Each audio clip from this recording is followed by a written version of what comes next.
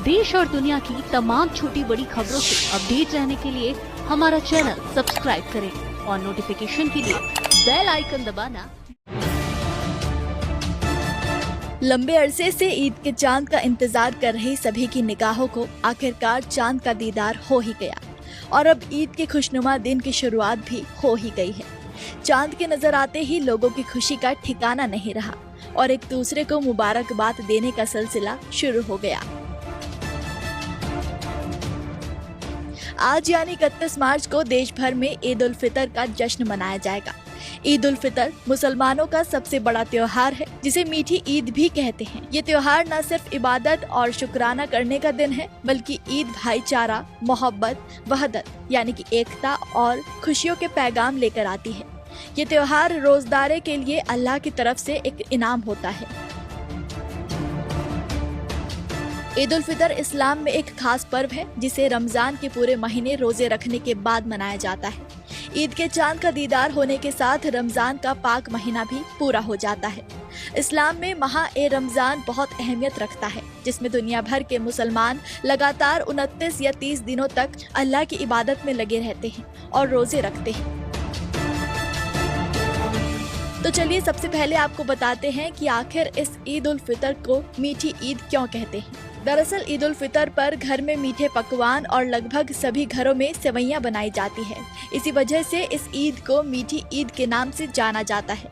ईद के दिन मुसलमान नए कपड़े पहनते हैं, इत्र लगाते हैं, ईद की नमाज अदा करते हैं और एक दूसरे को गले मिलकर ईद की मुबारकबाद देते हैं। तो वही सवाल ये आता है कि आखिर ये ईद क्यों मनाई जाती है।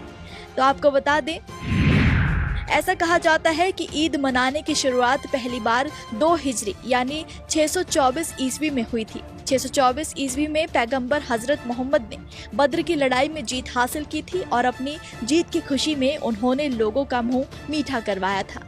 तभी से ही ईद उल फितर की शुरुआत पैगंबर मोहम्मद के मक्का छोड़ने के बाद मदीना में हुई। रमजान के पूरे महीने में रोजे रखने, रात की तरावीह पढ़ने और अल्लाह की इबादत में मशगूल रहने की खुशी में ईद मनाई जाती है। इस दिन मुसलमान अल्लाह का शुक्र अदा करते हैं कि उन्होंने उन्हें रमजान के रोजे रखने, इबादत करने और अपनी आत्मा को पवित्र करने का अवसर दिया। ईद उल फितर की सबसे अहम परंपरा इसकी विशेष नमाज है, जो ईद के दिन सुबह अदा की जाती है। ईद की नमाज हर मुसलमान, खासकर पुरुषों के लिए वाजिब यानी कि जरूरी मानी जाती है। इसे मस्जिदों या ईदगाह में सामूहिक रूप से पढ़ा जाता है, जिससे नमाज में एकता और भाईचारे की भावना को बल मिलता है। इस नमाज की खासियत ये है कि ये 2 रकात में अदा की जाती है, जिसमें अतिरिक्त तकबीरें होती हैं। ईद उल फितर की नमाज अदा करने से पहले सदका ए फितर देना जरूरी होता है। ये दान गरीबों और जरूरतमंदों की सहायता के लिए दिया जाता है, ताकि वो भी इस खुशी के मौके में शामिल हो सके। इस्लाम में इसका उद्देश्य ये बताया गया है कि कोई भी इंसान ईद की खुशी से छूट ना जाए। ईद की नमाज न केवल एक धार्मिक कर्तव्य है, बल्कि ये मुसलमानों की सामूहिक इबादत और सामाजिक जिम्मेदारी को भी दर्शाती है। इस पावन अवसर पर लोग एक दूसरे से गले मिलकर खुशी का इजहार करते हैं और भाईचारे का संदेश फैलाते हैं।